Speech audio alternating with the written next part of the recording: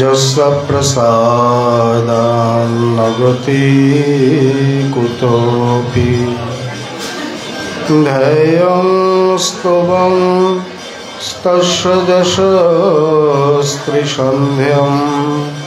वन्दे गुरुश्री चरणारविन्दम्।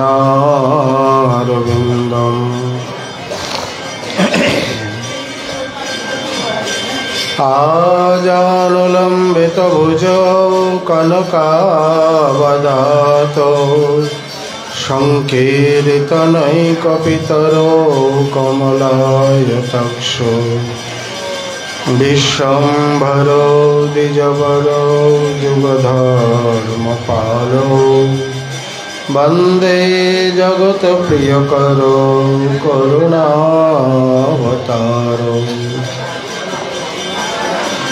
वृन्दावने विहरतो विविधैर्विनोदैः श्रीदासमित्रगुरुवृन्दमुदं विधत्रो वृन्दाश्रमं ललितया च विशाखया च संक्षेपमूर्तिजुगयोश्चरणे प्रपद्ये श्रीमद्भागवतं नौमि यस्यैकस्य प्रसादतः अज्ञातानपि जानन्ति सर्वमानपि शशुकनिवृतचेता स्तद्वदस्तन्नभावो पजेतरुचिरलीला कृष्णसारोस्तदीयम्। वेतनोतु कृपया यस्तत्तदीपं पुराणं तमखिलवृजिनाघ्नं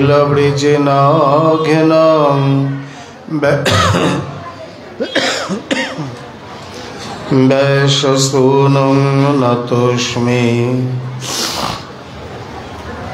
नमो धर्माय महते नमः कृष्णाय वेधसे ब्राह्मणेभ्यो नमस्कृत्य धर्मान् वक्ष्ये सनातनान् नारायणं नमस्कृत्य नरं चैव नरोत्तमं देवीं सरस्वतीं व्यासं ततो जयमुदीरयेत्।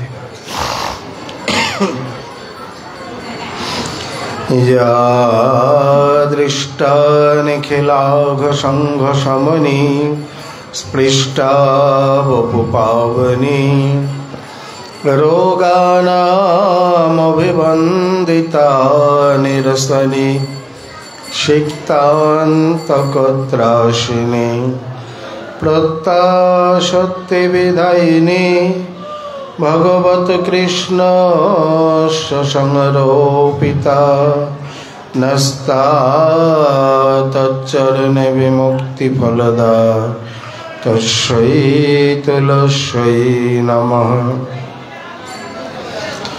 जय रूप सनातन भट्ट रघुनाथ श्रीजीव गोपाल भट्ट दास रघुनाथ।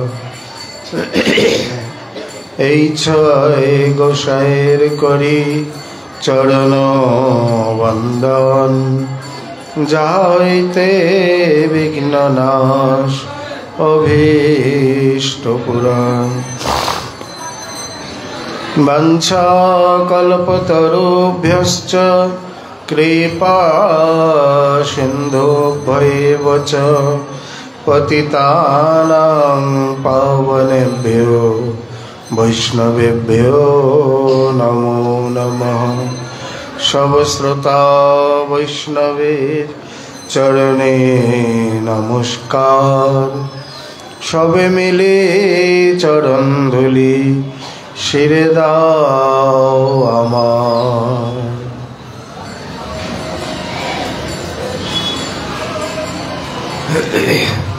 জয় জয় শ্রী চৈতন্য জয় নিত্যানন্দ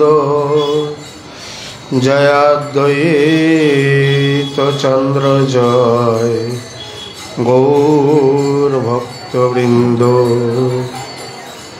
ভক্তগোষ্ঠী সহিত গৌরাঙ্গ জয় জয়। শুনিলে চৈতন্য কথা ভক্তি লাভ হয়।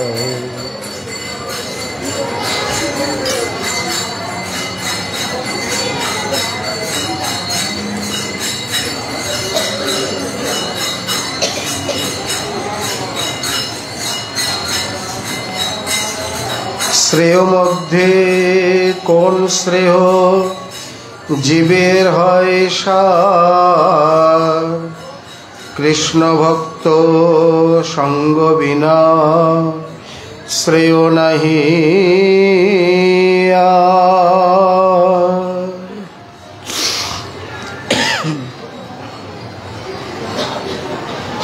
কলিযুগ পাবন অবতার শ্রী শ্রীকৃষ্ণ চৈতন্য মহাপ্রভুর অতি অন্তরঙ্গ প্রিয় পার্ষদবর গৌড়ীয় আচার্যকুল ভাস্কর পরম বিরক্ত শিরোমণি কবিকুল মুকুটমণি বিশ্ব বৈষ্ণব রাজসভা সভাজন ভাজন শ্রী শ্রী রাধা কুণ্ডাশ্রয়ী শ্রী শ্রীল কৃষ্ণদাস কবিরাজ গোস্বামী চরণ তদীয় অমর মহাগ্রন্থ শ্রী শ্রী চৈতন্য চরিতামৃতে মধ্যলীলায় অষ্টম পরিচ্ছেদে শ্রী শ্রী রায় রামানন্দ সংবাদ প্রসঙ্গে প্রশ্নোত্তর বিভাগ বর্ণন করতে গিয়ে বলছেন,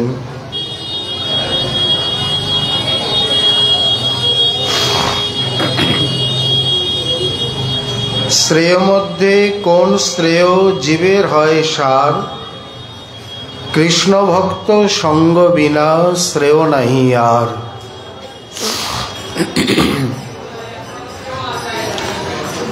এক এক প্রকারে এক এক প্রশ্ন। বিদ্যা, কীর্তি, সম্পদ,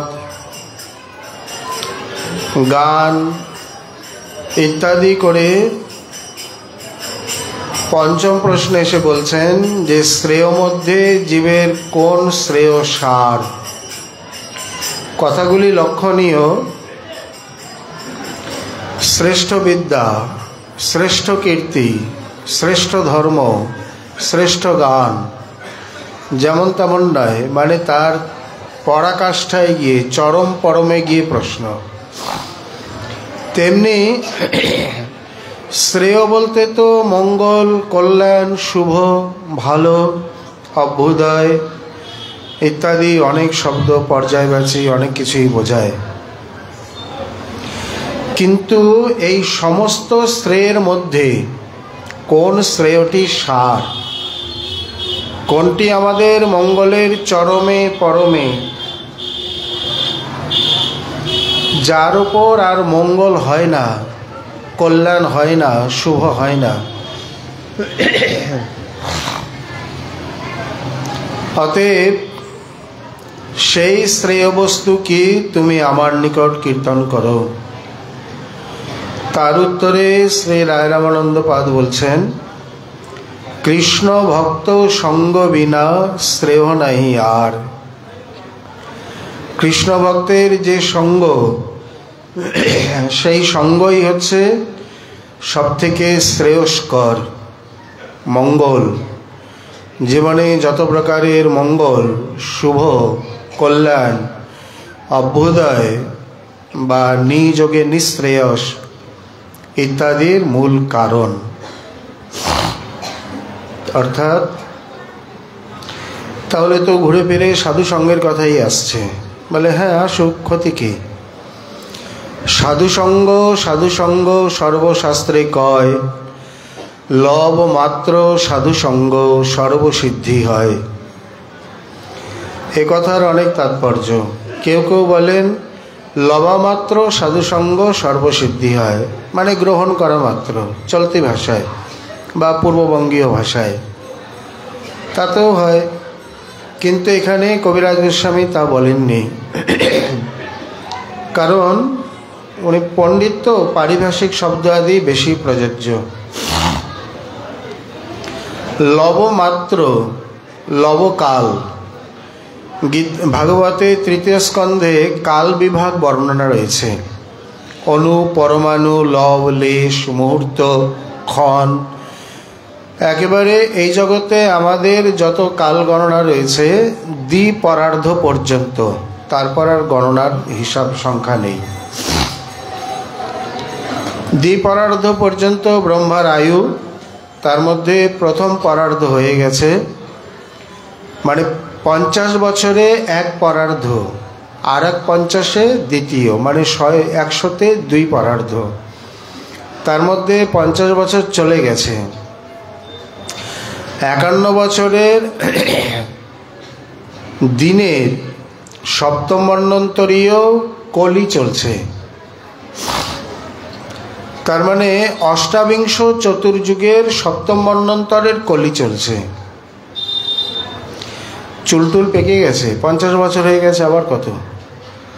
অতএব এই দ্বিপরার্ধ পর্যন্ত আমাদের কাছে তার প্রমাণ, মানে এই সংখ্যা গণনা ইত্যাদি আছে। যদ্যপি এই সংখ্যা অনন্ত, এর গণনার কোনো শেষ নেই। তার মধ্যে একটি কাল গণনা হলো লবকাল। লব মানে একটা চোখের পলক পড়তে যতটুকু সময় লাগে তাকে 3 ভাগ করলে এক ভাগকে বলা হয় এক লবকাল। তার মানে 3 লবকালে এক পলক বা এক নিমেষ, তাহলে কতটুকু সময়? বর্তমানে বিজ্ঞানে সেকেন্ডকেও ভাগ করেছে, ন্যানো সেকেন্ড ইত্যাদি করে, অনেক সূক্ষ্মতম। একটা পলকের 3 ভাগের যদি 1 ভাগ হয়, মানে চোখের পাশ দিয়ে চলে গেল কিনা তাকাতে তাকাতে তো 1 সেকেন্ড হয়ে যায়, মানে এতটুকু কাল। অথচ আচার্য শঙ্কর এক প্রকার বললেও দেবর্ষি নারদ, ভাগবত কিন্তু অন্য প্রকার বলেছেন। আচার্য শঙ্কর বলছেন, ক্ষণমিহ সজ্জন সঙ্গতিরেকা ভবতি ভবার নব তরণে নৌকা। জীবনে এক ক্ষণকাল সৎসঙ্গ যদি কারো লাভ হয়, তাহলে ভবসাগরে তার নৌকা পার হয়ে যায়। আর দেবর্ষি নারদ বলছেন, মহৎসঙ্গ দুর্লভ অগম্য অমোঘশ্চ তুলয়াম লবে নাপি ন স্বর্গং ন পুনর্ভবম ভগবৎ সঙ্গে সঙ্গস্য মুক্তিমূত মুক্তাশিষ। এখানে তুলয়াম লবে নাপি, লবের সঙ্গে আমি তুলনা করতে পারি না, ভগবৎ সঙ্গী সঙ্গস্য। সরাসরি এখানে এটি অন্যায় ব্যতিরেকে সব জায়গাতেই সরাসরি যারা ভগবত ভক্ত, তাদের থেকে ভগবত ভক্তের ভক্ত যারা, মানে ভগবত সঙ্গী সঙ্গ আরও বেশি উপকারী। এই জগতেও যেমন যোষিত সঙ্গ বা তার থেকে যোষিত সঙ্গী যে তার সঙ্গ বেশি মারাত্মক, নরকের পথ পরিষ্কার করে রাখে, তেমনি ভগবত সঙ্গী তার সঙ্গ হচ্ছে বেশি উপকারী, বেশি উপযোগী। কারণ এটি স্বাভাবিক একটি যুক্তি বা তর্ক যে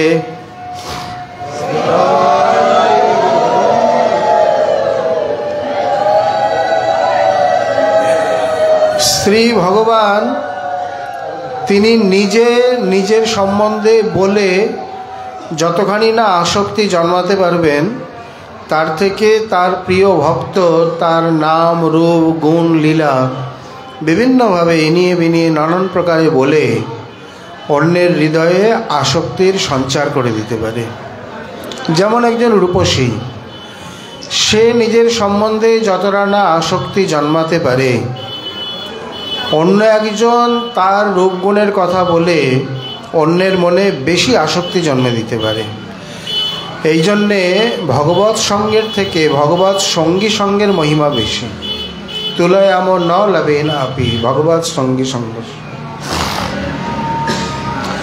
এই প্রকার ভাগবতকে তো আর উনি দেখে বা স্বীকার করে বলেননি, উনি ওনার মতো বলেছেন, এই জন্য এক ক্ষণকাল বলেছেন। মানে যেখানে এক লবেতে সিদ্ধি হয় সেখানে এক ক্ষণকাল বলে দিয়েছে, তাহলে বেশি প্রয়োগ হলো না। অতএব প্রকারান্তরে এতে সৎসঙ্গের মহিমা স্থাপিত হলো না, একটু হলো খর্বিত হলো। যেখানে এক ডোজেই কাজ হয়ে যায় সেখানে আপনি 3 ডোজ দিয়ে দিয়েছেন, তাহলে বেশি হয়ে গেল, তো কি দরকার। তো সেই রকম দেবর্ষি নারদের মতে মহৎসঙ্গ দুর্লভ। প্রথমত তাকে পাওয়া যায় না, সত্যিই দুর্লভ। তুলসীদাসজিও স্বীকার করেছেন, তুলসী সৎসঙ্গ হরিকথা দুর্লভ দই। একটা চোর ডাকাতের স্ত্রী পুত্র টাকা পয়সা মান যশ লোকজন প্রভাব প্রতিপত্তি অনেক কিছুই হয়, কিন্তু ঘরে এসে সাধু হরিকথা বলবেন বা তার জীবনে সৎসঙ্গ এই দুর্লভ কৃষ্ণ কথা তিনি প্রাপ্ত হবেন অত সহজ নয়। বিনু সৎসঙ্গ বিবেকে না হয়ে রাম কৃপা বিনু সুলভ না সয়ে। ভগবত কৃপা ছাড়া সম্ভবপর নয়। এই জগতে যারা এই জগতের লোক যাদের ইলেক্ট করে বা যারা ইলেকশনে নির্বাচনে দাঁড়ায়, তারা গিয়ে বিধানসভায় বা লোকসভায় বসে, আর ভগবান যাকে সিলেক্ট করে, ভগবান যাকে নির্বাচন করে, সে এসে ভাগবতের সভায় বসে। অতএব ভাগবতের সভায় যারা এসে বসেছেন তাদের প্রত্যেকের মস্তকের ওপর ভগবানের বরদ হস্ত রয়েছে, তা নাহলে সম্ভবপর নয়। রাস্তা দিয়ে চলে যাবে, আরে পাগলগুলো কি এক গরমের মধ্যে বসে করুক গিয়ে, ভালো লাগবে না। বা বিক্ষেপ যে অনর্থ রয়েছে, 2 মিনিট বসলেও মন এত অস্থির হয়ে উঠবে, তাড়াতাড়ি বাইরে গিয়ে একটু শ্বাস না নিলে, একটু চা একটু ধূমপান না করলে বাবা কি অস্বস্তি লাগছিল ভিতরে। বিক্ষেপ তাকে বসতে দেবে না, তুলে নিয়ে চলে যাবে। এদের প্রতি ভগবত কৃপা যে সুদূর পড়া হতো পরিষ্কার বোঝাই যাচ্ছে। আবার একনিষ্ঠ জন যত ঠান্ডা হোক গরম হোক যতই কষ্ট হোক, পাখা চলুক বা না চলুক, তার ওদিকে অত দৃষ্টি নেই। তার নিজের ইষ্টের কথা সঙ্গ এইসব দিকেই দৃষ্টি। অনুরাগের অভাব, আর কিছুই নয়, রুচির অভাব। অতএব মহৎ সঙ্গ সত্যিই জীবনে দুর্লভ। মন্যে ভগবত সাক্ষাৎ পার্শ্বদানব মধুদ্বিষ বিষ্ণুর ভূতানি লোকানি পাবনায় চরন্তিহি। এই কথাটি ভাগবতে 3 প্রকারে এসছে। এখানে শ্রী নন্দবাবা তিনি গর্গাচার্যকে এই প্রকারে স্তুতি করলেন, মহান্ত স্বভাব হয় তারিতে পামর, নিজ কার্য নাই তবু যান পরঘর। আপনারা 2-4 পয়সা দক্ষিণা, চাল ডাল কাপড় অন্ন ইত্যাদির জন্য ঘুরে বেড়ান না, আপনাদের গমনাগমন জগজ্জীবের মঙ্গলের জন্যে। যে কথা বলছে কৃষ্ণ ভক্ত সঙ্গ বিনা শ্রেয় নাহি আর। এখানে এর আগে শ্রী দেবর্ষি নারদ বসুদেব মহাশয় মানে দ্বারকা এলে বসুদেব মহাশয়ও দেবর্ষিকে একইভাবে স্তুতি করেছেন। এখানেও বলছেন আপনারা জগৎজীবের মঙ্গলের জন্যেই গমনাগমন করেন, আপনার কাছে আমি ভাগবত ধর্ম সম্বন্ধে জিজ্ঞাসা করছি। তার উত্তরে উনি নবযোগেন্দ্রের সংবাদ আদি মানে ভরতের কথা ইত্যাদি বলে নবযোগেন্দ্রের কথা বলছেন। সেই প্রসঙ্গে আবার সেই নবযোগেন্দ্র এরা 9 ভাই, মানে ঋষভদেব ভগবান ইনি 24 অবতারের একজন। তার শতপুত্র জন্ম নিয়েছিল। তার মধ্যে যেসাংখ হল ভরত নাম জ্যেষ্ঠ শ্রেষ্ঠ জেনেদং ভারত নাম আসেদ, যার মধ্যে জ্যেষ্ঠ শ্রেষ্ঠ হলেন ভরত, যার নাম অনুসারে দেশের নাম ভারতবর্ষ। যদ্যপি বিদ্যাসাগর আদি শকুন্তলা পুত্র ভরতের নামে বলেছেন, তা নয়। আধ্যাত্মিক ইতিহাসে 3 জন রাম 3 জন ভরত রয়েছে। সত্যযুগে একেবারে আদিতে সেখানে পরশুরাম, ত্রেতায় দশরথ নন্দন রাম, দাপরে শ্রী বলরাম। আর আদি সত্যেতে ঋষভ নন্দন ভরত, ত্রেতায় কৈকেয়ী নন্দন ভরত, দাপরে শকুন্তলা নন্দন ভরত। ভরতের নামে ভারত বংশ আর রাজর্ষি ভরতের নামে ভারতবর্ষ, এই দুটো একাকার হয়ে গেছে। এই ভারতবর্ষ আর ভারত বংশ, গীতায় শ্রী ভগবান অর্জুনকে বহু জায়গায় হে ভারত বলে সম্বোধন করেছেন। ভরত বংশ সম্ভূত বলে ভাগবতে বিদুরাদিকেও ভারত বলা হয়েছে। এখান থেকে ভারত বংশ আর ওখান থেকে ভারতবর্ষ। যাই হোক, তার 9টি ভাই কবির হবির অন্তরিক্ষ প্রবুদ্ধ পিপলায়ন আবির্হোত্র অথ দ্রুমিলস চমসকর ভাজন। এই 9 ভাই একসঙ্গে গমনাগমন করেন। এনাদেরকে বলা হয় নবযোগীন্দ্র। বাকি 9 জন হলেন ঊর্ধ্বরেতা, বাকি 81 জন কর্মতন্ত্র প্রণেতা। এই হলো শতপুত্র। এখানে মস্ত বড় শিক্ষা, আমরা 2 ভাই একসঙ্গে থাকতে পারি না। চতুষ্ষণ 4 ভাই চিরকাল একসঙ্গে রয়েছে। নবযোগেন্দ্র 9 ভাই একসঙ্গে রয়েছে, বাকি 81 জন একসঙ্গেই রয়েছে। তাদের মধ্যে ঝগড়া কলহ নেই। আমরা 1 থেকে 2 3 হলেই বেঁধে যায়। কি আশ্চর্য! আবার আমরা বলি আমরা বড় ভক্ত, হাসিও লাগে। বাস্তবিক নিজেই যদি নিজের শিক্ষাগুরু ধিক্কার না দিতে পারি, অন্যজন কত দেবে। আর প্রকৃতপক্ষে নবযোগেন্দ্র একবার ঘুরতে ঘুরতে নিমি মহারাজ, যিনি সূর্যবংশীয় নৃপতিগণের মধ্যে অন্যতম একজন শ্রেষ্ঠ নৃপতি ছিলেন, যে নিমির থেকেই নাম হয়েছে নিমেষ। বশিষ্ঠ বিশ্বামিত্র ইত্যাদি এই পৌরোহিত্যে কিছু গণ্ডগোল হয়ে গিয়েছিল। এই পাখাটা চলুন। অতএব উনি বলছেন আমি আসছি, বলতে বলতে আরেকজন পুরোহিতকে বরণ করে নিলে উনি তখন তাকে অভিশাপ দেয় সেই অনঙ্গের মতো, তুমি বেঁচে থাকবে কিন্তু এই যে চোখের পলকে। এই নিমিত থেকে নাম হয়ে যায় নিমেষ। ইনি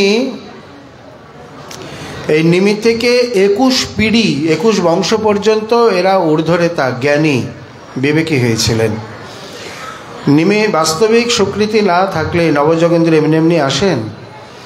উনি যখন আসেন তখন ওনাকেই স্তুতি করে বলছেন, মন্যে ভগবত সাক্ষাৎ পার্শ্বদানব মধুদ্দিশ বিষ্ণুর ভূতানি লোকানাং পাবনায় চরন্তি। আপনারা মধুসূদন শ্রী বিষ্ণু ভগবানের পার্শ্বদ, লোকানাং পাবনায়, জীবজগতের পাবনের কল্যাণ মঙ্গলের জন্যে আপনারা গমনাগমন করেন। অত আত্যন্তিকং ক্ষেমং পৃচ্ছাম ভবত নাগা। আমি আপনাদের নিকট আত্যন্তিক ক্ষেম, ক্ষেম মানেও মঙ্গল,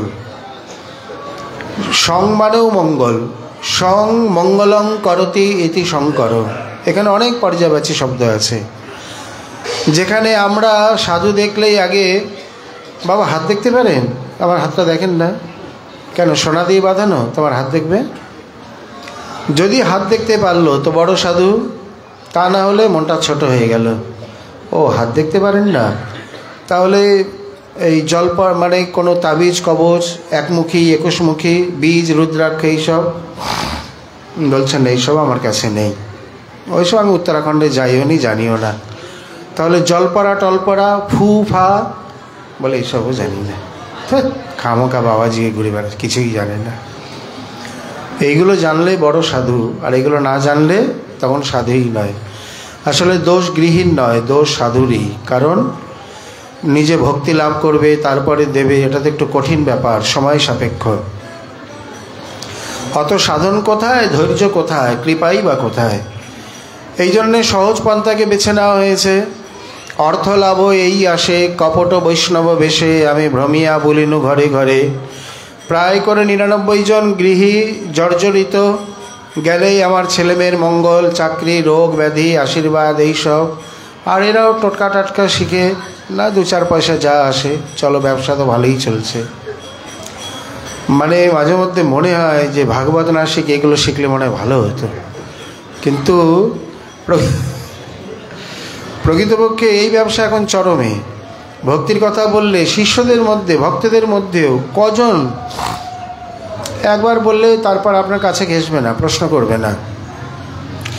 একবার যদি আপনি 21 মুখের একটা ঝুড়ি খুলে বসতে পারেন, ডাকতে হবে না, বাজার বসে যাবে। অতএব দোষ তাদের নয়, দোষ আমাদের। এখানে ইনি বলছেন পরিষ্কার জীবজগতের মঙ্গলের জন্যে, কল্যাণের জন্যে আপনাদের গমনাগমন। এখন এখানে আরেকটা প্রশ্ন, যে এই মঙ্গলকে মঙ্গলের সার কেন বললেন? আমরা একটু ভিন্ন আলোচনায় যাই, নইলে জিনিসটা পরিষ্কার হবে না। 3 প্রকারে জগতের মঙ্গল করা যায়। অনেক বিধ রয়েছে, তার মধ্যে মোটামুটি 3 প্রকারকে মুখ্য মানা হয়েছে। যেমন ভগবানের অনেক শক্তির মধ্যে মুখ্য 3 শক্তি। কি কি? অভিচার বিদ্যার দ্বারা মারণ, উচাটন, বশীকরণ, জলপরা, ধুলিপরা, এইসব চালন টালন, যে অভিচার বিদ্যা যাকে বলে, এর দ্বারা জীবের মঙ্গল হয়। প্রায় করে বেশি না 51,000 বশীকরণ কবচ। কিন্তু এর স্থায়িত্ব কদিন কাজ করবে?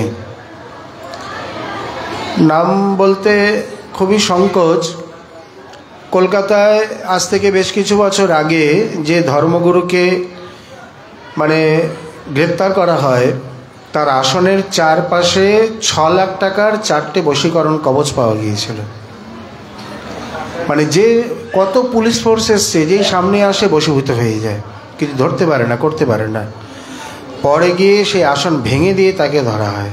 যাই হোক, এইসব যে মনে করুন কেউ আপনার কাছে এলেন, আপনি বিদ্যা জানেন, আপনি তাকে 51,000 টাকা দিয়ে বশীকরণ করে দিলেন। এখন যার প্রতি বশীকরণ করছে সেটা ন্যায়ত না অন্যায়ত, এটা তো জানে না।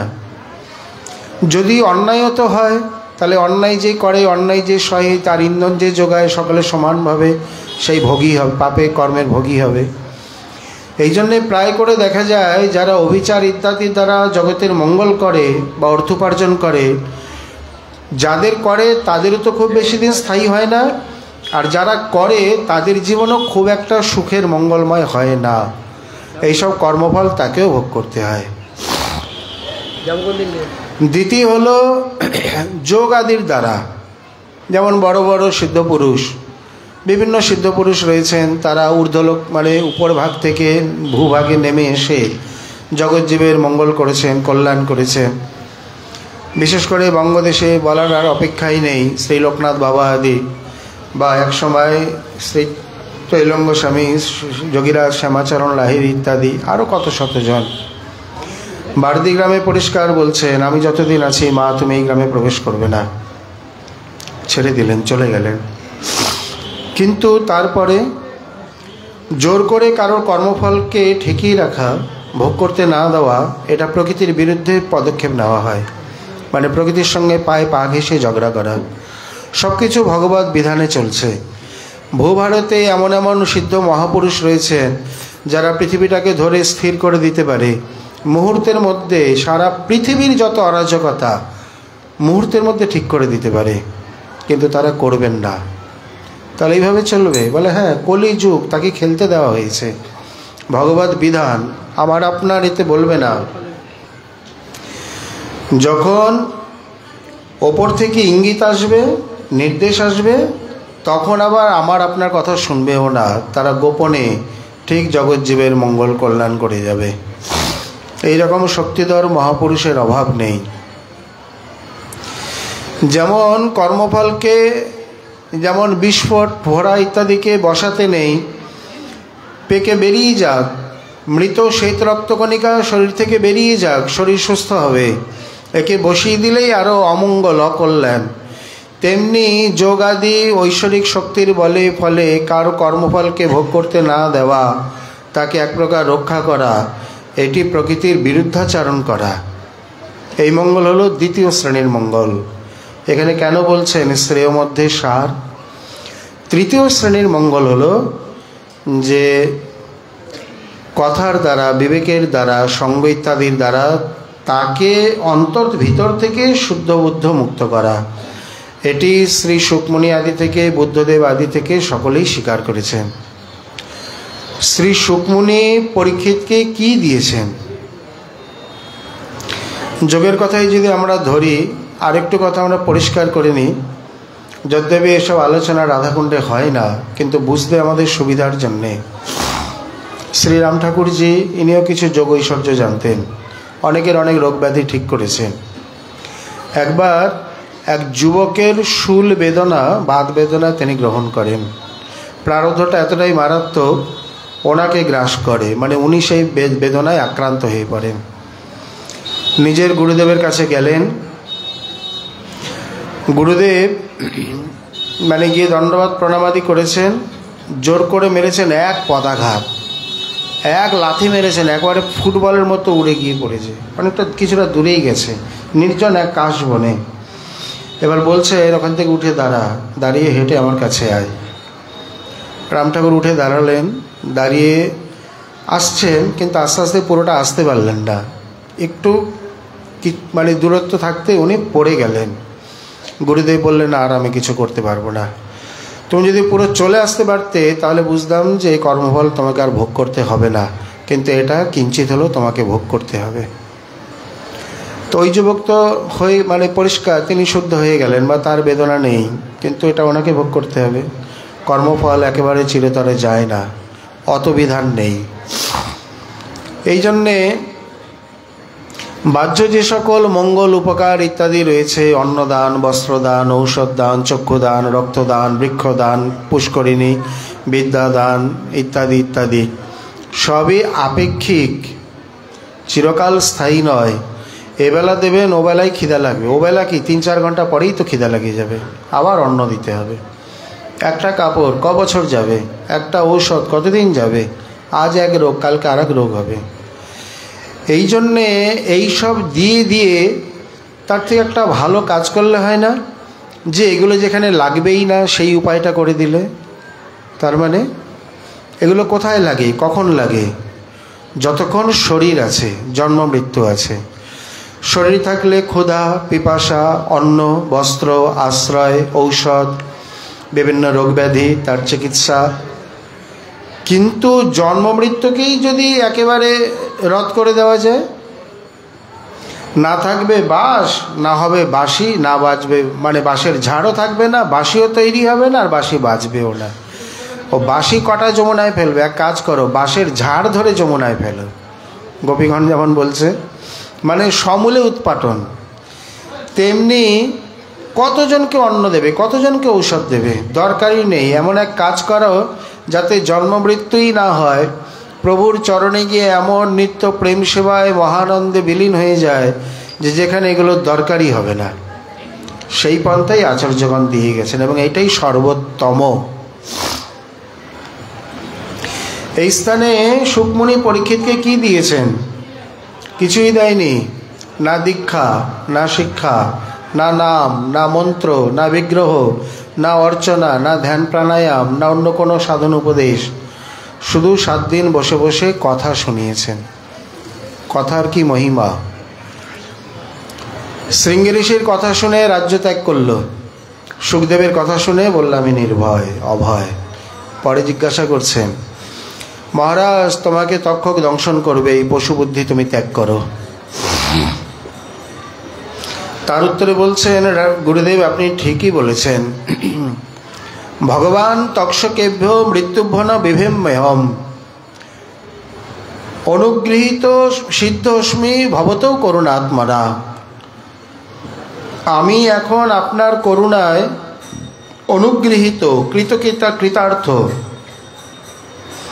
তক্ষকরূপী মৃত্যুকে দেখে এখন আর আমার বিন্দুমাত্র কোনো ভয় নেই। যেই পরীক্ষিত মহারাজ এই প্রকার মন্তব্য প্রকাশ করলেন, শুকমুনি বললেন, তাহলে এবার আমি আসি, মানে আমার কাজ হয়ে গেছে।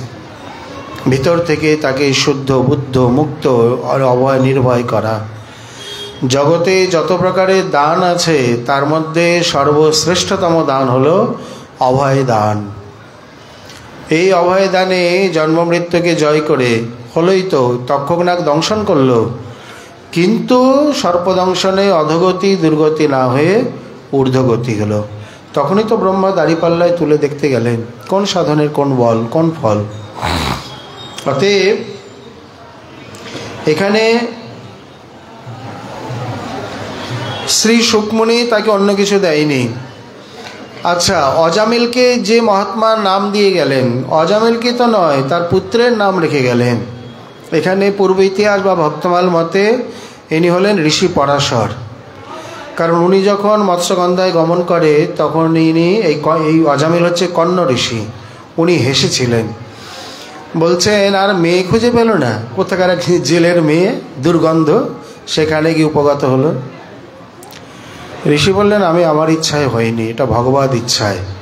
কারণ জগতের মঙ্গল ক্ষণ দেখেই তিনি পুত্র উৎপাদনে অভিলাষী হয়েছিলেন। এবং মৎস্যগন্ধা বলেছিল, আমি একজন সাধারণ। বলছেন, না, তুমি সাধারণ হলে তোমাতে আমার মন যেত না, তুমি নিশ্চিত অসাধারণ। আসলেও সূর্যবংশ উপরিচর বসুর কন্যা অভিশপ্ত হয়েছিলেন।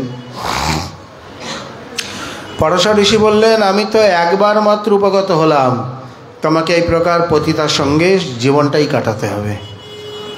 এই চরণে গিয়ে যখন পড়লেন, আপনি এত বড় অভিশাপ দিয়ে দিলেন। বললেন, মুখ থেকে বেরিয়ে গেছে, ঠিক আছে, নিশ্চিন্তে যাও, আমি উদ্ধারের জন্যে যাব। সেই তিনিই হলেন অজামিল, আর ইনি এসে তাকে উদ্ধার করে গেলেন। কত পরোক্ষভাবে, সরাসরি নয়। পত্নীকে গর্ভবতী দেখে বলছেন, আগে কথা নিয়ে নিলেন, বললেন তোমার গর্ভে যে সন্তান হবে তার নাম রাখবে নারায়ণ। পত্নী ভাবছে, ঋষি কি অন্তর্যামী নাকি? এত বড় পাপিষ্ঠা নাম উচ্চারণ করতে পারে না। সাধুর সঙ্গে দু চারবার বলতে শুনতে শুনতে কিছুটা পাপ বিধৌত হলো। তারপরে গিয়ে বলছেন, বাবা নারায়ণ, এত লম্বা চওড়া নাম, আমার আরও কত সন্তান আছে, দেখুন কি সুন্দর তাদের নাম। বলে, কি নাম রেখেছ? এই যে হাপ্পু, পাপ্পু, ডাব্বু, হালুয়া, ধুলুয়া, মলুয়া, হাতা, খন্তি, চিন্টি, বান্টি, কুট্টি, পিট্টি, এসব নামের মানে কি? বলে, মানে কে জানে। মানুষ এমন হয়ে যাচ্ছে দিন দিন আধুনিক শিক্ষায়, অভিধান দেখেও নামটা রাখে না। একজনের নাম হচ্ছে খরেশ চৌধুরী। খরেশ মানে কি? খর মানে গাধা, ঈশ মানে শ্রেষ্ঠ বা স্বামী। তাহলে অর্থটা কি দাঁড়ালো? গাধা চৌধুরী। তোর নামেতে কি আসে যায়? বলে, নামে তো অনেক কিছু এসে যায়। জগন্নাথ মিশ্র, দশরথ মহারাজ বা ইত্যাদি, তারা কি মানে নন্দবাবা, তারা কি কোনো তাদের পেটে বিদ্যা ছিল না? তারা পুত্রের নামকরণ করতে পারতেন না? 16টি সংস্কারের মধ্যে নামকরণ একটি সংস্কার। এর দ্বারা জীবনে অনেক কিছু পরিবর্তন হয়। বরঞ্চ খরেশ না রেখে যদি খগেশ রাখত, খগ মানে পাখি, শ্রেষ্ঠ পাখি, গরুর, ভগবান বিষ্ণুর বাহন, বৈষ্ণবের নামে, কিন্তু তা রাখে না। কত ভাগ্যে রাধাষ্টমীর দিন মেয়ে হয়েছে, কোত্থেকে ইন্টারনেট ঘুটে দেখে দেখে গ্রীষ্মের এমন একটা নাম রেখেছে, না অর্থ জানে না ওকে উচ্চারণ করতে পারে, অথচ রাধাষ্টমীর দিন জন্ম হয়েছে। তো এইভাবে তিনি বললেন, আমি যেটা বলছি সেই নাম রাখো। উনি তো বলে চলে গেলেন। অজামিল আসলে তাকে বললেন, এখন তো তিনি কর্মচণ্ডাল, এখন তো আর যাজ্ঞিক ব্রাহ্মণ নেই, এই প্রকার অগ্নিহোত্র ব্রাহ্মণ নয়। উনি ভাবছেন নিশ্চিত কোনো সাধু আমাকে উদ্ধারের জন্যই এসেছিলেন। বারবার বলতে বলতে এখন কনিষ্ঠ সন্তানের প্রতি পিতামাতার স্নেহটা অধিক হয়, যেহেতু এরপরে আর সন্তান নেই। এই জন্যে উঠতে বসতে কেবল নারায়ণ নারায়ণ নারায়ণ নারায়ণ। 88 বছরে যমদূতের ভয়ে মৃত্যুর ঘোরে দেখছেন 3 জন যমদূত চামড়ার দড়ি, লোহার মুগুর নিয়ে এসছেন, এখনই মরবে, বেঁধে মারতে মারতে নিয়ে যাবে, এই প্রকার বৈতরণী পার করিয়ে। তাদের ভয়ে নারায়ণ আয় বলে যেমনই চিৎকার করে উঠেছেন, নারায়ণ শব্দে 4টি অক্ষর, সঙ্গে সঙ্গে 4 জন বিষ্ণুদূত, মা ভৈর ইত্যা যজুর দ্রুতম, চক্র নিয়ে উপস্থিত। অনেক কাহিনী, সবটাই জানা, কিন্তু এখানে বক্তব্য হলো এই যে সেই সাধু অপেক্ষা করতে পারতেন। বলছেন আপনি বসুন, অজামিল হাটে গেছে, আসলে বাঘের চামড়া, হরিণের চামড়া যা দরকার নিয়ে যাবেন। বলে দূর পাগলি, চামড়া দিয়ে কি করব? এক চামড়ার ওপরে আর কত চামড়া লাগাবো? আমি চামড়া নিতে আসিনি। উনি অজামিলের জন্য অপেক্ষা করতে পারতেন, কিন্তু করলেন না। আসলে সাধুর বুদ্ধি, সাধুর কৌশল, এমন একটা উপায় করে গেলেন, না দীক্ষা দিলেন, না মন্ত্র দিলেন, না গ্রন্থ, না বিগ্রহ, না অর্চন, না ধ্যান, না প্রাণায়াম, না অন্য কোনো উপাসনা ক্রিয়াকর্ম, কিচ্ছু নয়। শুধু পুত্রের নাম রাখলেন নারায়ণ, উপচারিতম নাম। এখানে ভাগবতে স্পষ্ট নামের মহিমা নেই, নামাভাসের মহিমা রয়েছে। নামাভাস কাকে বলে? যদ্যপি অন্যত্র সংকেতে হয় নামাভাস, তথাপি নামের শক্তি না হয় বিনাশ। ভাগবত একটি শ্লোক আছে অজামিল চরিত্রে, এই শ্লোককে নিয়েই শ্রীজীব প্রভু তিনি হরিনামামৃত ব্যাকরণের মঙ্গলাচরণ করেছেন। সাংকেতং পারিহাস্যং বা স্তৌভং হেলনমেব বা বৈকুণ্ঠ নাম গ্রহণম অশেষ অগহরং বিদু, এই শ্লোকটি প্রথমে। এই শ্লোকে যা আছে, সাংকেতং মানে সংকেত করে, কেনাপি সংকেতিত নাম সম্বোধন। জয় নিতাই, শুনছেন? এখানে নিতাইকে ডাকেনি, অন্য কাউকে ডাকছে নিতাইয়ের নামে। রাধে রাধে, এগিয়ে বসুন। কাকে বলল? রাধে রাধে সম্বোধন করে সকলকেই বললেন। এইসব জায়গায় যদ্যপি অন্যত্র সংকেতে হয় নামের আভাস, মানে নামাভাস, তথাপি নামের শক্তি না হয় বিনাশ। যে কোনো প্রকার ব্যবধানযুক্ত হয়েও যদি নাম আদি উচ্চারিত হয়, তথাপি নামের শক্তি বিনাশ হয় না। নামকে সূর্যের সঙ্গে বলা হয়েছে। সূর্যকে মেঘ কোনোদিন ঢাকতে পারে না, কাছে গেলেই তো গলে জল হয়ে যাবে। সূর্য আমাদের দৃষ্টিপথকে ঢাকে, আমাদের অনেক নিকটে মেঘ, সূর্যের কাছে নয়। নামরূপী সূর্যের কাছে নাম অপরাধরূপী মেঘ যেতে পারে না। নাম অপরাধরূপী মেঘ আমাদের চিত্তদর্পণ এখানে এসে বাধা সৃষ্টি করে। নামরূপী সূর্য দেদীপ্যমান, তিনি তার স্বকীয় কিরণে, আকাশ যতই মেঘাচ্ছন্ন হোক, সূর্যের যে কাজ, সূর্য হচ্ছে জগতে এমন একজন নিরলস ব্যক্তি, কোনোদিন যার কোনো কর্তব্যে অবহেলা নেই। বাবা যতই লকডাউন হোক, যাই হোক, সেই লক আপ লকডাউন যাই হোক, ওনার ডিউটি ঠিক চলছে। এই বেচারা পাকস্থলী আর সূর্য ভগবান, এনাদের কোনোদিন বিশ্রাম নেই, বাকি সকলের বিশ্রাম আছে। এই দুজনার একেবারে 24 ঘন্টা চলছেই ওনাদের দায়িত্ব কর্তব্য। তো এইভাবে উনি কেবল নাম উচ্চারণ করে গেছেন। এখানে অনেক কিছু, সাংকেতং পারিহাস্যং, পরিহাস মানে এখানে মানে জামাইবাবু শ্যালককে পরিহাস করছে, আরে চুপ করে বসো, তুমি একটা হরির মতো। হরি মানে সিংহ, হরি মানে বানর, হরি মানে ভগবান। এখানে বলছে তুমি বানরের মতো চঞ্চলতা করছো, চুপ করে বসো। এখানে পরিহাস হলো। স্তৌভং গীতালাপে হরি হরি কিমোর কর্মগতি মন্দ, ব্রজে রাধা কৃষ্ণ পদ না সেবেনু তিল আধো, আর কিসে ঘুচিবেগ দ্বন্দ্ব ইত্যাদিতে হেলায় কংস শিশুপাল বলছে দূর দূর, এখনো 11 বছর হয়নি, বালক কৃষ্ণ সে আমার কি করবে, যে যেভাবেই নাম গ্রহণ করুক। বৈকুণ্ঠ নাম গ্রহণম, এই ভগবান নাম গ্রহণের সঙ্গে সঙ্গে অশেষ অঘহরং, অশেষ নিঃশেষ প্রকারে তার পাপ আদি বিনাশ হয়ে থাকে। যে নামের মহিমা বুঝতে না পেরে গোপাল চক্রবর্তী হরিদাস ঠাকুরের সঙ্গে নামের মহিমা নিয়ে তর্ক করেছিলেন। নামাভাসী মুক্তি? বলে হ্যাঁ, এই প্রকার জন্ম জন্মান্তর সাধন করে মুক্তি লাভ হয় না, নামাভাসী মুক্তি? বলে হ্যাঁ। বলে যদি নামাভাসী জীবের মুক্তি হয়, তবে এই নাক কাঠি ফেলো নিশ্চয়। সকলে হায় হায় করলেন। খটপটিয়া ব্রাহ্মণ হরিদাস ঠাকুরের সঙ্গে তুমি তর্ক করো। দেখতে দেখতে 3 দিনের মধ্যে সেই কমল কলিকার মতো উচ্চ নাসা গলিত কুষ্ঠে একেবারে ঢলে পড়ল। বুঝতে পারলেন উনি নেননি, কিন্তু সেই নাম বা ওনার চরণধুলি অপরাধ নিয়ে তাকে সেই অপরাধ ভোগ করিয়ে বুঝিয়ে দিলেন। ভক্তমালে এই প্রকার একটি সুন্দর দৃষ্টান্ত রয়েছে, মানে রামানন্দী ভক্তদের মধ্যে। এই যে হরেল গ্রাম আছে, হরেল যদিও এখন শহরের মতো পরিক্রমা দিয়ে যায়, এইখানে এই রামানন্দী মহাত্মাগণ, এখানে কিছু রামানন্দী ভক্ত রয়েছেন, মাঝে মধ্যে সেখানে যান। বাড়িতে কীর্তনাদি হয় এবং মহোৎসব, সাধুসেবা, দান দক্ষিণা, হরিকথা, সৎসঙ্গ, প্রসঙ্গ সবই হয়। বাড়ির সবাই ভক্ত, মানে পিতামাতা, 4 পুত্র, কিন্তু কনিষ্ঠ পুত্রটা হয়ে গেছে কোত্থেকে দুরাত্মা, সে তার এই নাম সাধুসঙ্গ এসব ভালো লাগে না। এখন যখন সাধুগণ আসে সে থাকে না, অন্য জায়গায় চলে যায়, সামনেও আসে না, দণ্ডবাদ প্রণামও করে না, শোনেও না, আদর সৎকার প্রসাদাদি এসব নেয়, ওই কদিন বাইরে বাইরে কাটায়। বাড়ি পরে একদিন তার পিতা বলছে, বাবা, বাড়ির সকলেই এই প্রকার সাধু হয়ে, মানে মোটামুটি ভক্ত, এই ছেলেটা হয়ে গেলে আমি নিশ্চিন্ত হতাম। সকলে মিলে কৃষ্ণ ভজনে, মানে ভগবত ভজনের একটা আলাদা সুখ, এর জন্যে বিরোধিতা করে, থাকে না, আপনাদের মর্যাদা দেয় না, আমার খুব খারাপ লাগে, দুঃখ লাগে। বলে আচ্ছা ঠিক আছে, দেখা যাক রামজি কি কৃপা। এক কাজ করো, ছুটির দিনে বাড়িতে সৎসঙ্গের আসর করো।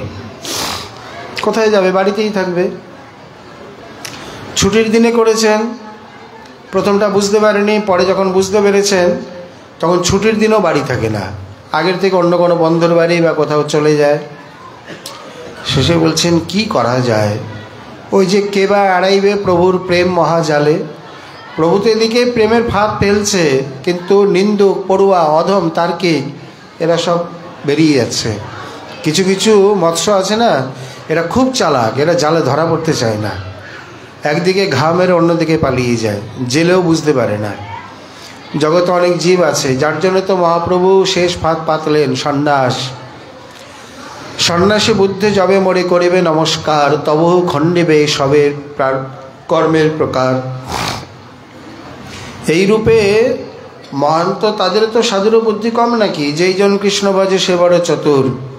বলেন এক কাজ করবে, মানে আয়োজন করলে তো বাড়িতে বুঝতে পারে, ছুটির দিন ইত্যাদি থাকলে তুমি কোনো আয়োজন করবে না, শুধু ছুটির দিনটা আমাদেরকে জানিয়ে দেবে।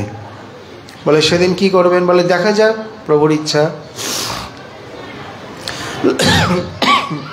লোকজন আসলে বাজার সদাই, বাসন, জল টল ইত্যাদি একটু বোঝাই যায়, কিচ্ছু করেনি, সাধারণ যেমন দিন যাপন হয় সেইভাবে। ছুটির দিন দেখে তারা এসে গেছে, সঙ্গে 2-1 বেশ মল্ল রামানন্দীকে নিয়ে এসছে, সেরকম হোমড়া চোমড়া। এখন ছেলে হঠাৎ করে দেখছে কি ব্যাপার, বাড়িতে উৎসবের আয়োজন নিয়ে, অথচ এরা চলে এসছে, এখন তো এই নাম গান এইসব উৎসব মহাশয় এসব হবে। তাড়াতাড়ি করেছেন কি, মানে বেরোবার জন্য তৈরি হয়ে নিচ্ছেন। ওদিকে তো মহাত্মা আগেই যুক্তি করে এসছে, ওই দুয়ারে দাঁড় করে রেখেছে জয় বিজয়কে, বলে কোথা দিয়ে যাবে দেখি। যেমনই বেরিয়েছে আর গিয়ে জোর করে জাপটে ধরেছে, আর যেমন ধরেছে, সব ব্রহ্মচারী সাধুর শক্তি, পারে নাকি। বলে না না না না, আমি রাম নাম বলবো না, আমি রাম নাম বলবো না। বলে কি বললি, বল বল বল। মানে না আমি রাম নাম বলবো না, আবার বল, না না আমি রাম নাম বলবো না। এইভাবে বেশ কয়েকবার বলি, যা এবার চলে যা। বলেন বাবা ছেড়ে দিলেন? বলে বীজ বোনা হলো, এবার অঙ্কুর হবে, চিন্তা নেই। কোনোদিন বলেন আজকে তো বলে গেল, এইভাবে বলতে বলতে আর সাধুর স্পর্শ পেয়েছে, হয়ে যাবে দেখবি, চিন্তা নেই, প্রভুর চরণে কিছু প্রার্থনা জানাও। বাস্তবে কি সাধুর কৃপায়, ঐকান্তিক প্রার্থনায় কি না হয়। কৃষ্ণ ভক্তি জন্মমূল হয় সাধু সঙ্গ, কৃষ্ণ প্রেম জন্মে পুনঃতেহ মোক্ষ অঙ্গ। আর কোনো মহাত্মা যদি আকাঙ্ক্ষা করেন উনি সাধু হোক, ভক্ত হোক, ভগবান তার প্রার্থনা অন্যথা করেন না। রাধারমণ ঘোষ এত বড় ভক্ত কার জন্যে? ত্রিপুরার রাজা বীরমাণিক্য রায় বাহাদুর কত চেষ্টা করেছেন, এর মতো একজন শিক্ষিত ব্যক্তি হলেই সম্প্রদায়ের কত কল্যাণ হবে। পরে তো হলেই, কোনো মতেই নেবে না, চুপ করে থাকে, চাকরির দায়ে খ্রিস্ট ধর্ম নেবে। পরে বললেন আমি তো বৃন্দাবনে যাব, তার বাড়ি রয়েছে এখানে, তুমি আমার সঙ্গে বৃন্দাবনে চলো, যদি ভালো না লাগে আমি আর তোমাকে কোনোদিন বলবো না। বিরক্ত হয়ে গেছে। মানে ভাবছেন আর ইনিও চাকরির দায়ে কিছু বলতে পারে না। বৃন্দাবনে এসে সেইবারেই তার জীবনের আমূল পরিবর্তন হয়ে গেল। বৃন্দাবনে ঘুরতে ঘুরতে তমাল বৃক্ষের নিচে জনৈক মহাত্মার কৃপায় তার জীবনের সম্পূর্ণ পরিবর্তন। রাধারমণ এত গুণী, সবসময় তার প্রিয় ছিল, মানে চোখের মণি। রাধারমণকে না দেখলে থাকতে পারতেন না। যেদিন জিজ্ঞাসা করলেন রাধারমণ কোথায়, এ বলে আমি জানি না, ও বলে আমি জানি না, ও বলে আমি জানি না। বেশ কিছুক্ষণ পরে এসছেন, বলছেন রাধারমণ কোথায় গেছিলে? বলছেন এই বৃন্দাবন ঘুরে ঘুরে দেখছিলাম। কি বললে? বৃন্দাবন ঘুরে ঘুরে দেখছিলাম। ভালো লেগেছে? হ্যাঁ। আবার বলো। হ্যাঁ ভালো লেগেছে। আমার মন রক্ষার্থে বলছো না তো? না না, বৃন্দাবন ভালো লেগেছে। সঙ্গে সঙ্গে রাজা হয়েও দুই বাহুতে জড়িয়ে ধরে প্রেমাস্রোতে আপ্লুত করে দিলেন। মহারাজজি বারবার এই কথাটি বলতেন, বৃন্দাবন তপভূমি, তপস্বী ছাড়া বৃন্দাবন কোনোদিন কারোর ভালো লাগতে পারে না। কত লোক আছে কত নিন্দা করে, আর এই বৃন্দাবনে কি আছে? কতগুলো নতুন পুরানো মন্দির, ভাঙা মন্দির, কতগুলো অলিগলি, কতগুলো কুকুর শুকর বানর। এছাড়া বৃন্দাবনে কি আছে? বৃন্দাবনে কি আছে? ব্রহ্মসংহিতা পড়ো, বৃন্দাবন মহিমামৃত পড়ো। মিলন্তি যদি চিন্তামণি অপি কোটি কোটায়, ব্রজের সীমার বাইরেই যদি আমি একটা নয় কোটি চিন্তামণি পাই, তথাপি এই ধূলি ধূসর স্থানকে ত্যাগ করব না। রাধারানী এই কৃপা করো, ধামেশ্বর এই কৃপা করো। অতএব এখানে যে কথা বলছেন, মহারাজের কৃপায় রাধারমণ এত বড় ভক্ত, গৌরকিশোর শিরোমণি প্রভুর কৃপায় হরিমোহন শিরোমণি প্রভু এত বড় গৌর ভক্ত, এইরকম আরও কত শতজন রয়েছে। শুধু তাই নয়, এর আরেকটি রহস্য রয়েছে।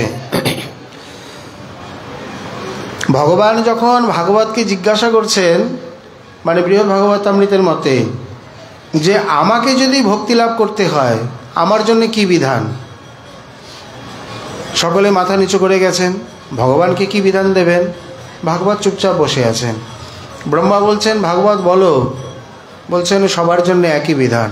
বলে তার মানে নির্বৈরং নিরপেক্ষং সমদর্শিনম অনুব্রজা মহন নিত্যং পুয়ত্তঙ্গ্রুরেণভি।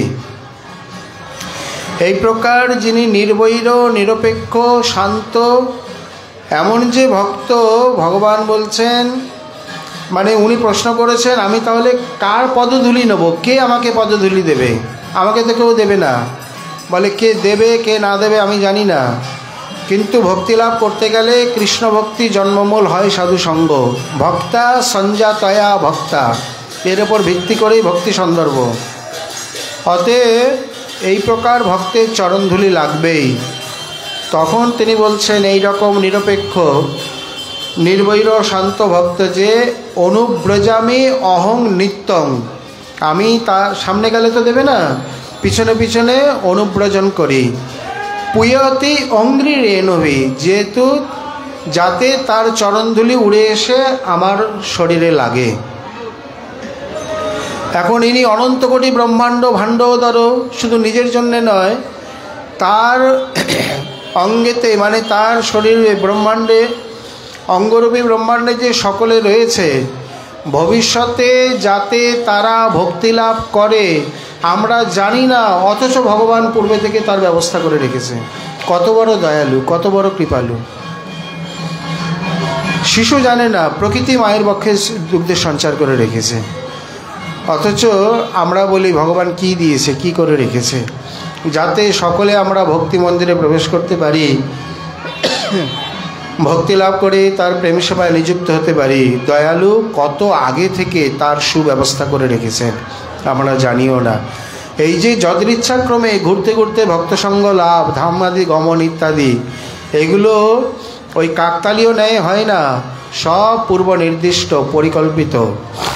অতএব এই জগতে কোনো কিছুই এমনি এমনি বিনা কারণে হয় না। তাহলে জীবের মধ্যে এই যে শ্রেয়, এই যে সাধুসঙ্গ, কৃষ্ণভক্ত সঙ্গ বিনা শ্রেয় নাহি আর, এই কৃষ্ণভক্ত সঙ্গতে তাহলে কোন জাতীয় মঙ্গল লাভ হয়?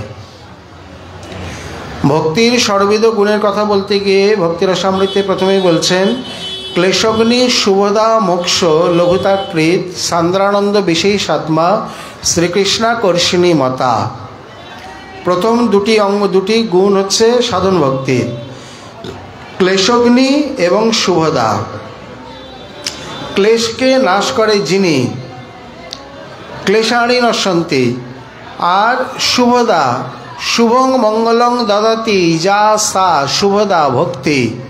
তাহলে সাধন ভক্তিতে ভক্তের যত ক্লেশাদি আছে, যদি ঠিক মতো সাধন ভক্তি অনুষ্ঠান হয় তাহলে তার জীবনে ক্লেশ আদি একদিকে নাশ হতে থাকবে, আর একদিকে শুভ মঙ্গলের উদয় হতে থাকবে। মোক্ষ লঘুতাকৃত ইত্যাদি এগুলি ভাবভক্তির গুণ। মানে ভাবভক্তিতে গেলে ভক্তিতে তখন মোক্ষ ইত্যাদি মোক্ষ বাঞ্ছা আদি লঘু হয়ে যায়, তার কাছে কোনো প্রকার মানে অকিঞ্চিতকর, কোনো প্রকার গুণ সার্থক নয়, এগুলোর দিকে তখন তার দৃষ্টি যায় না। আর প্রেমলক্ষণা ভক্তি গিয়ে সান্দ্রানন্দ বিশেষাত্মা শ্রীকৃষ্ণ আকর্ষণী মাতা। সান্দ্র মানে ঘন, সান্দ্রানন্দ এই প্রকার ঘনীভূত আনন্দ, বিশেষ আত্মা মানে বিশেষ আত্মায় গিয়ে বা বিশেষ অবস্থায় গিয়ে আত্মাতে তিনি সেই ঘনীভূত অনাবিল আনন্দ উপভোগ করেন, যে প্রেম মধু শ্রীকৃষ্ণকে আকর্ষণ করে। ভাবভক্তি হতে হতেই চলে আসে, কারণ ভাবরূপী কুসুমের সৌরভেই ফুল ফুটলেই ভ্রমর আসতে শুরু করে, মধুপান তো পরের কথা। তেমনি ভাবরূপী প্রসূনের প্রস্ফুটনের সঙ্গে সঙ্গে কৃষ্ণরূপী ভ্রমরের আবাগমন শুরু হয়ে যায়। আর প্রেম ফল ফললে তো মানে প্রেম মধু হলে তো কথাই নেই, তখন তো সেখানে বসেই মধুপান করতে থাকে, আর যেতে চায় না। ভক্ত আমা বান্দি আছে প্রণয় কমলে, যাহা যাহা নেত্র পরে তাহা দেখোই আমারে। এখন এই জগতের যে শ্রেয় মঙ্গল, এই জগতে উন্নতি করা, স্বর্গাদিতে যাওয়া, মুক্তি লাভ করা, যত মঙ্গল বিধান রয়েছে, কৃষ্ণ ভক্ত সঙ্গেতে যে মঙ্গল লাভ হয় তার সঙ্গে কোনোদিন তুলনা হয় না। কারণ এই সঙ্গকে ভক্তি সাধনের দ্বিতীয় অঙ্গ বলা হয়েছে না। প্রথমে সাধুসঙ্গ, আদৌ শ্রদ্ধা, তারপর সাধুসঙ্গ, ভজন ক্রিয়া, অনর্থ নিবৃত্তি। তাহলে শ্রদ্ধায় তিনি যখন এগুলো প্রাপ্ত হবেন, দ্বিতীয় সাধুসঙ্গ, তার থেকে জেনে বুঝে বিবেক আদি লাভ করে ভজন ক্রিয়া আদি শুরু হবে। অনর্থ নিবৃত্তি হয়ে গেলেই নৌকা তরতর করে চলতে থাকবে, যদি নিতান্ত কোনো মহৎ অপরাধ আদি না হয়ে যায়, আর পিছন ফিরে তাকাবার প্রয়োজন নেই। অনর্থ দশা পর্যন্তই মানে খুব সাবধান। নিষ্ঠা, রুচি, আসক্তি বা রতি, সাধন ভক্তি হয়ে গেল। অষ্টমে ভাবভক্তি, নবমে প্রেম ভক্তি। এই শ্রেয়, এই মঙ্গল, এই প্রেমের দ্বারা কি হবে? এরপর স্নেহমান, প্রণয়, রাগ, অনুরাগ, ভাব, মহাভাব, নিত্য সেবা লাভ। এটি জগতের অন্য কোন সাধনের দ্বারা, কোন মাঙ্গলিক কর্ম ক্রিয়া অনুষ্ঠানের দ্বারা লাভ হয়? এই জন্য বলেছেন বৈষ্ণব গোসাই আমার করুণার সিন্ধু, ইহকালের প্রেমদাতা পরকালের বন্ধু। কীরকম বন্ধু? প্রভু লোকনাথ মোরে কবে সঙ্গে লয়ে যাবে, শ্রীরূপের পাদ পদ্মে মোরে সমর্পিবে। পরম মঙ্গল স্বরূপ যে প্রভু, তার যে নিত্য প্রেম সেবা, সেই প্রেম সেবা প্রাপ্তির পর জীবের আর কিছু মঙ্গল শুভ নিঃশ্রেয়সের বাকি নেই।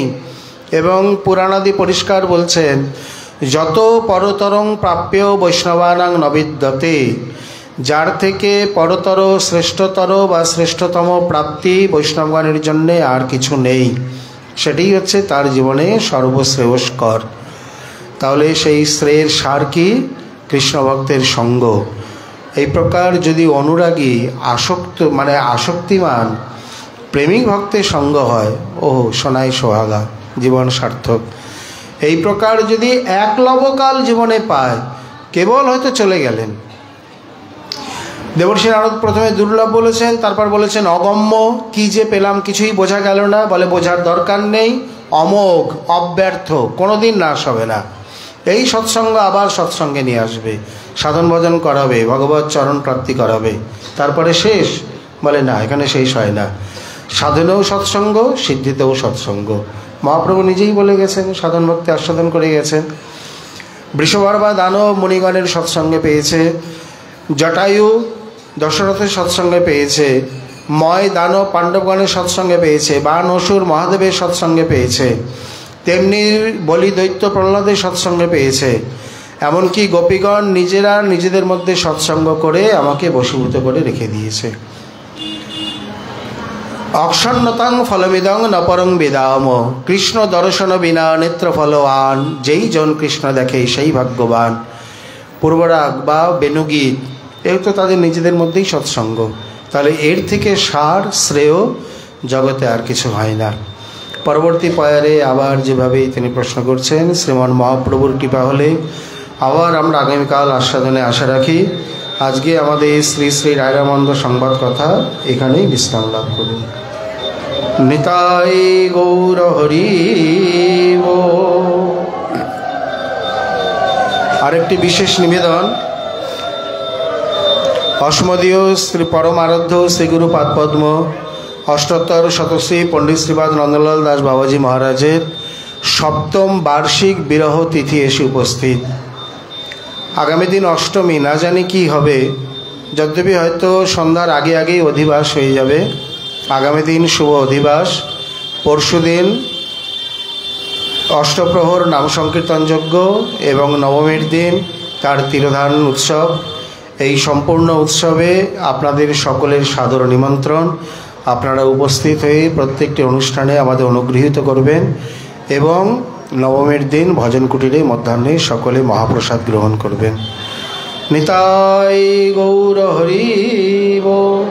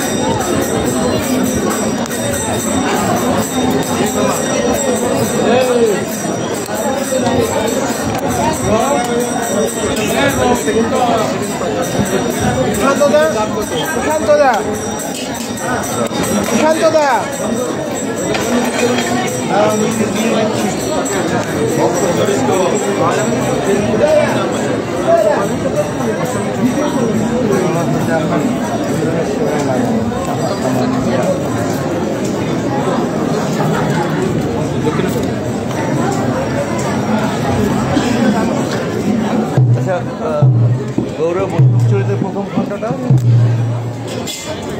প্রথম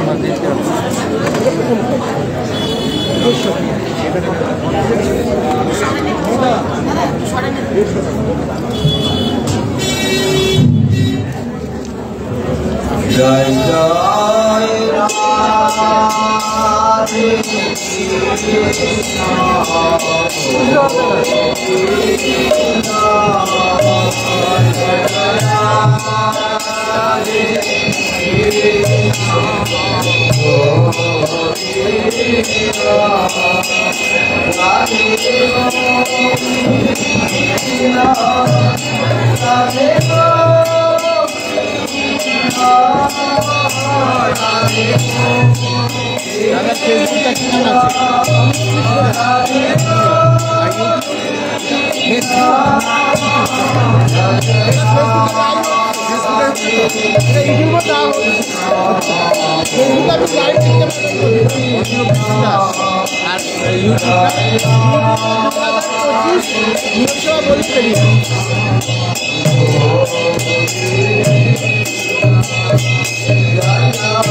Hare